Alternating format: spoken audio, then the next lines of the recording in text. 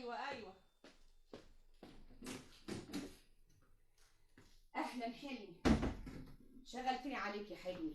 ايه اللي اخرك لغايه دلوقتي؟ اوامر الرئيس الجديده يا ستي ان مفيش حاجه تستنى لتاني يوم. انتهت ايام زمان اللي كانت الاوراق بتقعد بالشهور في المكاتب ومصالح الناس متعطله. دلوقتي غير زمان يا حلمي، وهي دي الطريقه اللي تخلي العمل مظبوط. المهم الحمد لله اللي جيت بالسلام. ايوه. مالك يا حلمي؟ في حاجه مزعلك؟ ابدا يا ناهد، بس الواحد بيدفع الثمن غالي. ليه بعد الشر؟ ما احنا كويسين قوي والحمد لله. لو كنت كملت تعليمي ما كناش بقينا بالشكل ده، انما الظروف كانت وحشه. احنا احسن من غيرنا كتير والحمد لله، اسمتنا كده وحاجه كويسه قوي. مصاريفنا كتير يا ناهد، والولاد طلباتهم كتير ما بتخلصش. وانت كمان يا ناهد انت بتتعبي طول النهار، عماله تشتغلي وقاعده على مكنه الخياطه. وايه لزوم الكلام ده دلوقتي؟ صعبان عليا نفسي أوي. 30 سنة في الخدمة ولسه في الدرجة السادسة. يوه، هو احنا ناقصنا حاجة؟ ما احنا عالة هو الحمد لله. وبكرة وفاء تخلص الجامعة ونستريح من مصاريفها. واخواتها اللي قدرنا عليها يقدرنا على الباقي. روق روق. يلا بقى اقلع هدومك وانا احضر لك الاكل. ايوه والله فكرتيني بالاكل. تصوري انا لغايه دلوقتي ما فطرتش. ده انا عامله لك حتة اكلة انما تحبها موت. ربنا ما يحرمنيش منك يا نهودة. يا خبر، دي الساعة بقت 4. اوام يا ناهد قبل ما حد يجي من الزباين. حاضر حاضر حاضر. شوفي مين يا حليمة. حاضر يا أبلة ناهد. الست ناهد موجودة؟ أيوة يا فندم، اتفضلي. مين يا حليمة اللي جه؟ واحدة هانم، يظهر إنها زبونة جديدة. طيب عن اذنك يا حلمي دقيقة واحدة اشوف الست دي عاوزة ايه. بس بسرعة احسن انا جعان قوي. حالا يا اخويا حالا. اهلا. اتفضلي يا فندم. اظن الهانم دي اول مرة تشرفنا فيها. والله فستان عزة هو اللي جابني. عزة هانم؟ يا سلام، دي ست اميرة قوي وزبونتي من زمان خالص. وهي كمان بتشكر فيكي، والحقيقة أنا شفتها بالفستان اللي انت مفصلاه كان جنان.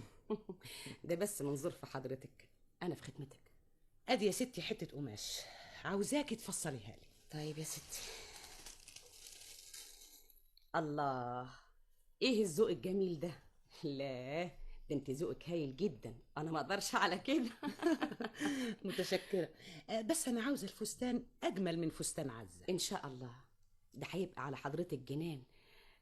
وحضرتك بقى تحبي الديكولتيه واسع او مثلا موديل يكون ضيق، ولا تحبي افصله سبور؟ طيب فكرك يا ناهد، أيوة. القماش ده يليق واسع ولا ضيق؟ والله ده حسب رغبتك، ينفع كده وينفع كده. المهم أنا عاوزاه فستان كويس وخلاص. طيب زي ايه مثلا؟ شوفي بقى يا ستي، ايوه. عاوزاه ديكولتيه واسع بس يكون معقول شوية، احسن الدكتور بتاعنا صعبة حبتين، وكمان الجونيلا ما تكونش ضيقة بس تكون مظبوطة. عينيا الاتنين. هو البي بتاع حضرتك دكتور؟ ايوه دكتور باطني. ليك حق، حاكم الدكاترة دول يحبوا تنفيذ الأوامر بمنتهى الدقة. مش كده ولا إيه؟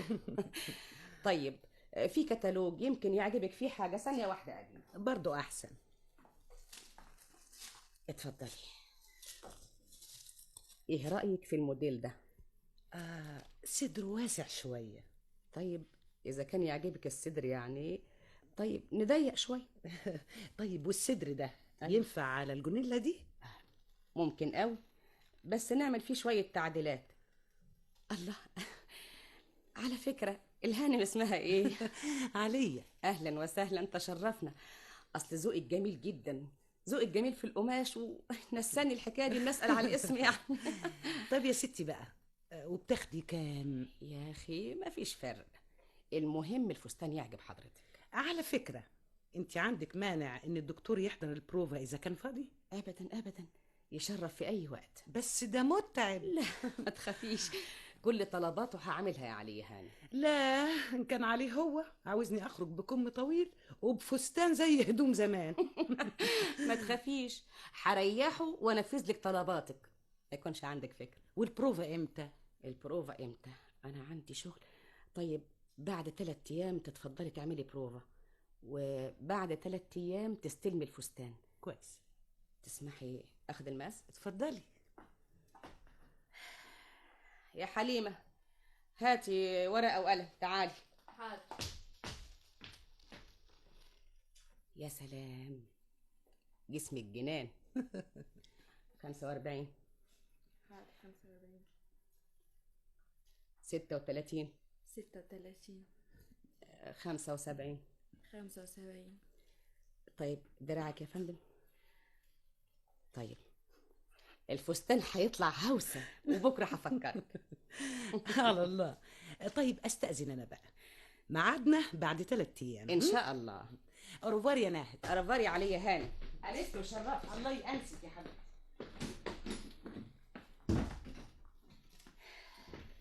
متأسفة يا حلمي، متأسفة اتأخرت عليك شوية، أصلها زبونة جديدة. لا قومي بقى حضري الاكل قبل ما حد يجي تاني. طب ما تيجي ناكل على الترابيزة اللي في المطبخ أحسن. ما فيش مانع يا ستي. يلا يا سيدي.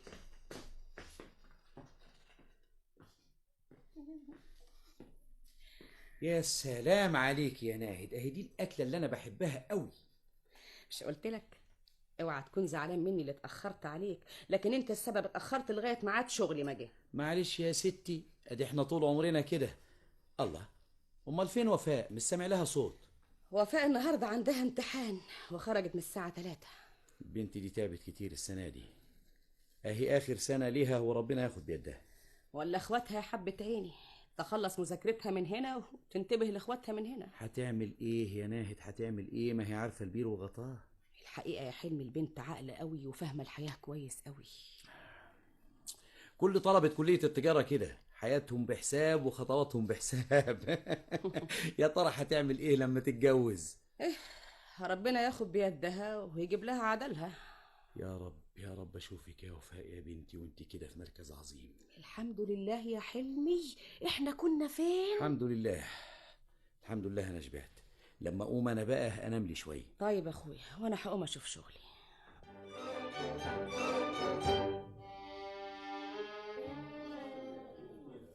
وفاء اهلا مجدي. ايه انت اتاخرت في الامتحان ليه؟ اعمل ايه؟ ده حته امتحان. هو البكالوريوس لعب؟ دي السنه دي بالسنين كلها. ايوه فعلا. تصور يا مجدي، انا قعدت اذاكر من الفجر لغايه ما جيت اللجنه. ياه. وانت عملت ايه؟ لا ما تخافيش عليا، كله تمام. اهلا مجدي. اهلا أهلاً. فتحي، اهلا. ها عملت ايه يا مجدي؟ لا كويس قوي. وطلعت مجمل الربح كام يا ترى؟ 5800 جنيه. الله، والارباح والخسائر؟ الارباح والخسائر يا سيدي افتكرت. ها 2650 جنيه. ها ليه بقى؟ امال الاستهلاك يطلع كام على كده؟ 150 جنيه. طب والمصاريف الاداريه؟ 340 يا جنيه. سلام يا سلام، يبقى كله عندي صح. برافو يا مجدي، برافو. يا سلام. ايه طمنيني، وانت عملت ايه؟ انا مطمئنه لكل اجاباتي. طيب عن اذنكم بقى يا جماعه. طيب اتفضل، مع السلامه. سلام عليكم. سلام. انما قولي لي، نعم. ايه الشياكه دي كلها؟ تعرفي فستانك النهارده جنان. فستان الامتحان. لا ده فستان البكالوريوس. ان شاء الله انا وانت يا مجدي. وان شاء الله كده لو ربنا خد بيدنا ونجحنا هيكون موقفنا ايه؟ من جهه ايه يعني؟ اقول لك، يعني كنا الاول بنشوف بعض كل يوم، ودلوقتي هتفرقنا الايام طبعا.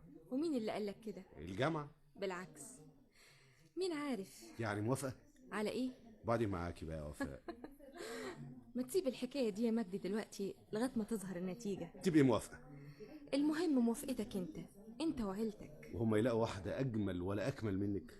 مين عارف الظروف يا مجدي. انت خايفه من حاجه؟ من ناحيتي انا لا. وانا كمان من ناحيتي لا. نبقى نستنى شويه، ما نسبقش الحوادث. مش كفايه السنين دي كلها؟ انا من النهارده همهد للحكايه عند بابا وماما. طب افرض انهم رفضوا. لا مش ممكن، انا عارف بابا وماما كويس. افرض يعني. انت عايزاني افترض حاجه مش معقوله؟ كل شيء جايز. هو صحيح بابا شديد شويه، انما ماما تقدر تيسر لي كل حاجه. واذا كان هيعترض طريقنا عقبات تقدر تذللها. مفيش حاجه اسمها عقبات قدام الحب. مادام كده تسمح لي اكلمك بصراحه شويه مجدي. او اتفضلي. تقدر تقول لي ايه اللي عرفته عني؟ اولا زميلتي، وثانيا حبيبتي، وثالثا كل حاجه فيكي كويسه، اخلاقك وطبعك واصلك. كل ده كويس واشكرك عليه، انما منين عرفت أصلي؟ كل إناء ينضح بما فيه. طيب مش أحيانا بيكون الأصل كويس إنما الزمن مش كويس؟ طب واحنا مالنا ومال الزمن بقى؟ دلوقتي أنا مؤمن بحبك ومعتقد إن مفيش حاجة أبدا هتقدر تقف قدامنا. حتى أهلك؟ أهلي كل أمنيتهم سعادتي، وأنت سعادتي. والله يا مجدي أنا خايفة من أهلك. وليه الأوهام دي بس؟ لا دي مش أوهام، إحنا بتوع حقائق وأرقام وتعلمنا كده. طب تسمحي تقولي لي خايفة من أهلي ليه؟ في فرق بين عيلتنا وعيلتكم.